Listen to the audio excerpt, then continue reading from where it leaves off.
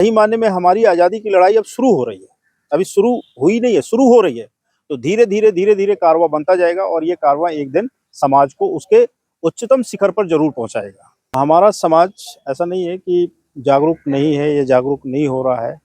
उन्हें सारी चीज़ पता है, बट राष्ट्रीय स्तर का लीडर नहीं होने के कारण उनका जो आंदोलन है वो उस रूप में खुलकर बढ़-चढ़ कर सामने नहीं आ रहा है। जातिवाद भी एक विचारधारा है। लोग आपको पसंद नहीं करते, आपकी जाति को पसंद करते हैं। तो ये तर्क और ये सच लोगों को जान लेना चाहिए। ये वही समाज है जो अभी तक दलितों में भी महादलित कह लीजिए या अति पिछड़ा कह लीजिए, जिसकी कोई इको देश में नहीं है। दोस्तों नमस्कार, मैं विकास, आप देख रहे हैं जस्ट टीवी इंडिया और डॉक्टर कुलदीप हमारे साथ इस समय मौजूद है। डीएससी का जब मामला पूरे देश में बना तो डॉक्टर कुलदीप की तमाम वीडियो वायरल हुई। आज वो फिर हमारे साथ हैं। कुलदीप जी, क्या कहेंगे? दिल्ली में खामोशी है, चुनाव भी होने वाले हैं, लेकिन डीएससी के मामले में दिल्ली में खामोशी है। आप इसको कैसे देखें? एक्चुअली एक बड़े थिंकर हैं जेफर लॉट करके, है ना, जिन्होंने एक बुक लिखी है और दलितों पर उन्होंने एक लाइन बोली थी, in India there is a silent revolution, है ना। तो हमारा समाज ऐसा नहीं है कि जागरूक नहीं है या जागरूक नहीं हो रहा है। उन्हें सारी चीज़ पता है, बट लीडर उनके पास नहीं होने के कारण, राष्ट्रीय स्तर का लीडर नहीं होने के कारण उनका जो आंदोलन है वो उस रूप में खुलकर बढ़-चढ़ कर सामने नहीं आ रहा है। जैसे ही उनके पास एक लीडर सामने आ जाएगा तो आप देखिएगा कि जेफर लॉट की जो बात है साइलेंट रिवोल्यूशन की, ये वही समाज है जो अभी तक दलितों में भी महादलित कह लीजिए या अति पिछड़ा कह लीजिए, जिसकी कोई इको देश में नहीं है। लेकिन जैसे ही इनको एक थोड़ा-सा रास्ता मिला है, जैसा सुप्रीम कोर्ट के वर्डिक्ट के थ्रू आया है कि रिजर्वेशन होना ज़रूरी है, इनका वर्गीकरण ज़रूरी है, तो इस वर्गीकरण का जैसे ही लाभ मिलेगा और बाकी पॉलिटिकल पार्टीज़ इनको तरहीज़ देंगे या इम्पोर्टेंस देंगे, तो ये बहुत खुलकर सामने आएँगे। बहुत खुलकर सामने आएँगे। फिर इसके बाद उन तमाम दलों को, उन तमाम विचारधाराओं को सोचने पे मजबूर होना पड़ेगा कि इस पर्टिकुलर समाज को हमने आइसोलेट क्यों किया? इतनी बड़ी आबादी को हमने आइसोलेट क्यों किया? क्योंकि कुछ भी अगर 100 है, 100 में अगर एक कम है तो 99 हो जाता है, कंप्लीट 100 नहीं होगा। तो अगर एक आदमी को भी आप छोड़ रहे हैं डेमोक्रेसी में और जिस तरह की लाइन कुछ पॉलिटिकल पार्टीज़ ले रही हैं, तो ऐसे में उनका अपना खुद का नुकसान है। इस समाज का कोई नुकसान नहीं।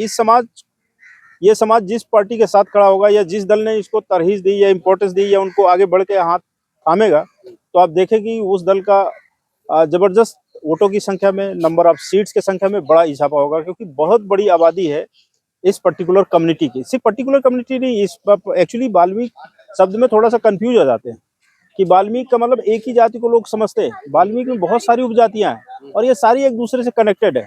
तो जिस समय ये एक साथ एकमुश्त वोट करेंगे, तो आप देख लें कि उस दल का क्या होगा, वारा न्यारा हो जाएगा। उसको बहुत पॉलिटिकल बेनिफिट मिलेगा, पॉलिटिकल लाभ मिलेगा, है ना। तो ऐसे में इस समाज की बहुत इम्पोर्टेंट भूमिका रहेगी आगामी चुनाव के लेकर, ठीक है। और ना सिर्फ आगामी चुनाव को लेकर, बाकी वो जो क्षेत्रीय दल हैं, मैं तो उन्हें क्षेत्रीय दल ही कहूँगा, भले वो कोई नेशनल पार्टी है या कोई रीजनल पार्टीज़ है, लेकिन वो रीजनल ही है, वो सारी की सारी। वो क्षेत्रीय दल से ज़्यादा उनका मकाम है नहीं, उनकी इम्पोर्टेंस है नहीं। तो इतने बड़े दल के खिलाफ आप खड़े हो गए, इतने बड़े समाज के खिलाफ आप खड़े हो गए, इसका मतलब है कि आपको ज़रा से भी राजनीतिक समझ नहीं है।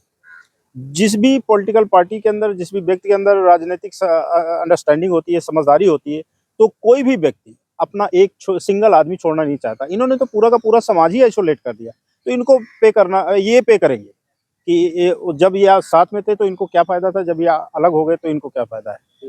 तो मैं तो यही कहूँगा। लेकिन सर, दिल्ली में तमाम संगठन हैं, तमाम लोग हैं, वो सिर्फ पार्टी पॉलिटिक्स में फंसे हुए हैं। कोई आम आदमी पार्टी में है तो कोई बीजेपी को सपोर्ट कर रहा है, कोई कांग्रेस को मैंने सपोर्ट कर रहा आपको है। लेकिन डीएससी का इतना बड़ा मुद्दा है। मैंने आपको पहले बताया कि लीडर नहीं होने के कारण, राष्ट्रीय स्तर का लीडर नहीं होने के कारण समाज बिखरा हुआ है। तो समाज बिखरा हुआ है और ऐसा नहीं कि उनके अंदर पीड़ा नहीं है, वो समाज का हित नहीं चाहते। तो चूंकि रास्ता नहीं कहीं दिख रहा है, तो कहीं इधर-उधर, कहीं इस पार्टी में, कहीं उस पार्टी में, कहीं इधर, कहीं उधर, ऐसे जिग-जैग होता रहा। लेकिन जैसे ही एक लीडर इस समाज को मिल जाएगा, तो आप देख लीजिएगा इस समाज की टोटल जो आबादी है, वो किस तरीके से लामबंद होकर एक साथ खड़ी हो जाएगी। बहुत बड़ा पावर बनेगा एक टाइम के बाद, जो सुप्रीम कोर्ट ने जो एक वर्डिक्ट के थ्रू इस मरे हुए समाज को एक्चुअली जान फूकी है ना। तो जैसे अभी प्रोफेसर संदीप सर बोल रहे थे, सही मायने में हमारी आज़ादी की लड़ाई अब शुरू हो रही है, अभी शुरू हुई नहीं है, शुरू हो रही है। तो धीरे धीरे कारवां बनता जाएगा और ये कारवां एक दिन समाज को उसके उच्चतम शिखर पर जरूर पहुंचाएगा। लेकिन जैसे हरियाणा को भी अगर देखें हम, तो वहां पर भी तो कोई लीडर नहीं था।